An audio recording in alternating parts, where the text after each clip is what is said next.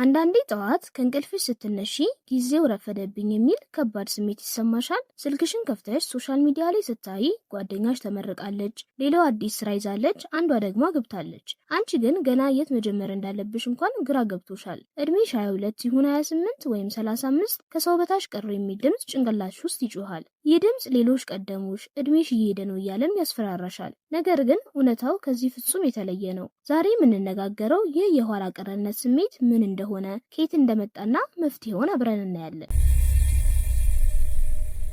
ይህ ስሜት ኤጅ አንዛይቲ ወይም የእድሜ ጭንቀት ይባላል። በተለይ በሀያዎቹ እድሜ ውስጥ ስንሆን ዓለም ሁሉ እኛን የሚጠብቅ ይመስልናል። 22 ዓመት ሲሞላሽ መመረቅ፣ 25 ላይ ደግሞ የህልምሽን ስራ መያዝ እንዳለብሽ ይነግሩሻል። ካልሆነ ግን እንደወደቅሽ ይቆጠራል። ግን እስቲ ቆም ብለን እናስብ። ይህንን ህግ ማን አወጣው? ማህበረሰባችን የራሱ ሶሻል ክሎክ ወይም ማህበራዊ ሰዓት ሰርቶ ሁላችንንም እዛ ውስጥ ሊያጣብቀን ይሞክራል። በኢትዮጵያ ባህል ውስጥ ደግሞ ነገሩ ይብሳል። እገሌ ልጅ ወለደች፣ እገሌ ቤት ሰራ የሚሉ ወሬዎች በየቦታው ይሰማሉ። ይህ ደግሞ በራስሽ ህይወት ላይ እንድታፍሪ ያደርግሻል።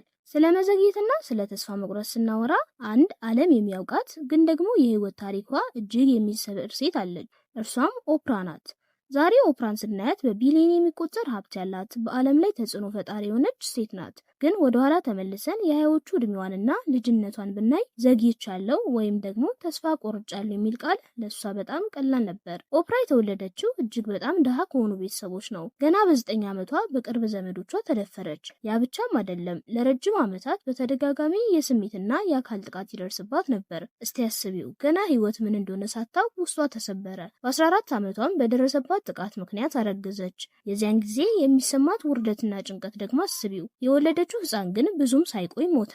ኦፕራ በዛ እድሜዋ ህይወቴ ያከተመላት፣ እኔ የተረገምኩ ነኝ፣ ከእንግዲህ ምን ተስፋ አለኝ ብላ ለማሰብ ሺህ ምክንያቶች ነበሯት። በሀያዎቹ እድሜዋ መጀመሪያ ላይ የቲቪ ጋዜጠኛ ለመሆን ስትሞክር መንገዱ አልጋ ባልጋ አልነበረም። በ23 ዓመቷም ለቲቪ ስራ አትመጥኝም፣ በጣም ስሜታዊ ነች ተብላ ከስራ ተባረረች። አሁን ቆም ብለሽ አስቢ። ዛሬ አንቺ በ22 ወይም በ30 ዓመትሽ ስራ አጣው፣ ትምህርት አልጨረስኩም፣ አላገባሁም ብለሽ ስትጨነቂ ኦፕራ ግን በዛ እድሜዋ የተደፈረ ማንነቷን፣ የሞተ ልጇንና የተባረረችበትን ስራ ይዛ ትታገል ነበር። እሷ ግን ዘግይቻለሁ ወይም ተሰብሬያለሁ ብላ አላቆመችም። ያ ሁሉ መከራ ለዛሬዋ ጠንካራ ኦፕራ እንደ ግባት ሆነላት። ዛሬ የምታያት ኦፕራ ለሰው ህመም የምትራራውና በሚሊዮኖች ልብ ውስጥ የገባችው እሷ ራሱ ያንን ሁሉ ጥልቅ ህመም ስላየችው ነው። ስለዚህ አንቺ ዛሬ ያለሽበት ግራ መጋባት ከኦፕራ ህመም አይበልጥም። ዛሬ የገጠመሽን መዘግየት ከእሷ ስብራት አይከብድም። እሷ ያንን ሁሉ ለማልፋ ዛሬ ከደረሰች አንቺ ዛሬ ባለሽበት ቦታ ላይ ተስፋ የምትቆርጭበት ምንም ምክንያት የለም። ኦፕራን ያሳወስኩሽ ትልቅ ስኬት የሚመጣው ከትልቅ ትግል በኋላ መሆኑን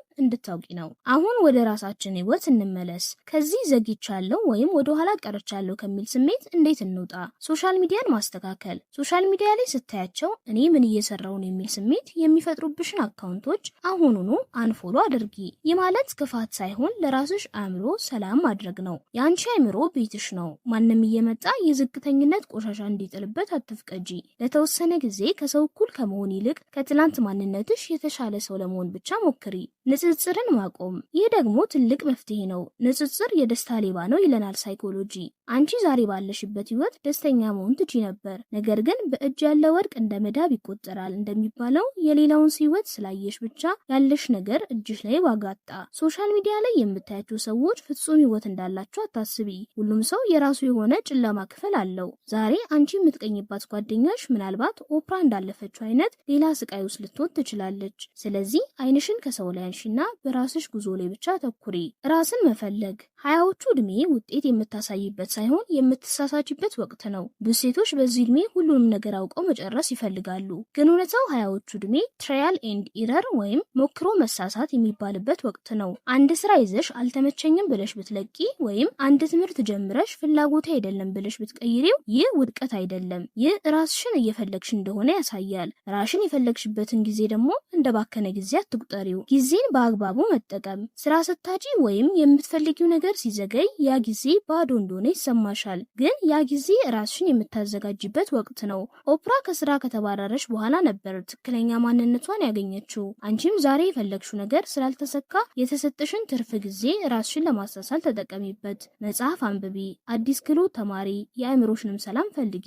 ዛሬ የምትገነቢው ማንነት ነገ ለሚመጣው ትልቅ ድል መንገድ ይፈጥርልሻል። ትንንሽ ልምዶችን መገንባት።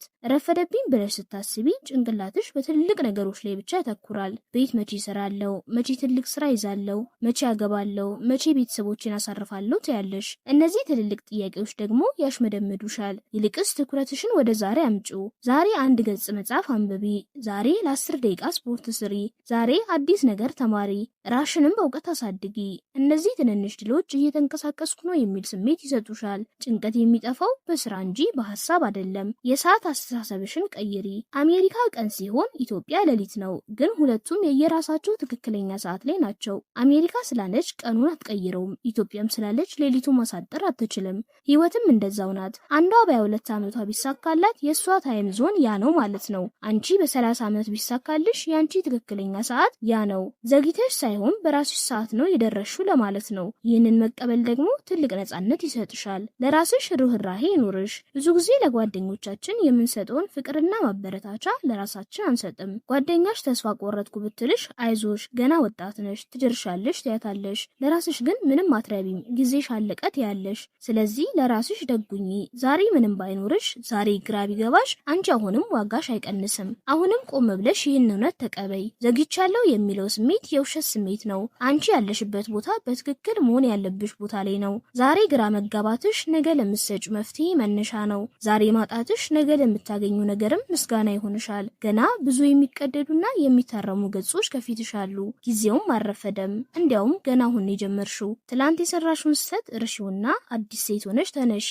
በመጨረሻም አንድ ጥያቄ ልጠይቅሽ። ዛሬ ዘግይቻለሁ ብለሽ እንድታስብ ያደረገሽ ትልቁ ምክንያት ምንድን ነው? ኮሜንት ላይ በግልጽ እንወያይ። እኔም እያንዳንዱን ኮሜንት አብቤ አበረታታሻለሁ። የቪዲዮም ጠቃሚ ነው ብለሽ ካሰብሽ ለሌሎች ጓደኞችሽ ሼር አድርጊው። እንደዚህ አይነት ህይወት ለዋጭ መንገዶችን ማወቅም ከፈለግሽ ቤተሰባችንን ተቀላቀይ።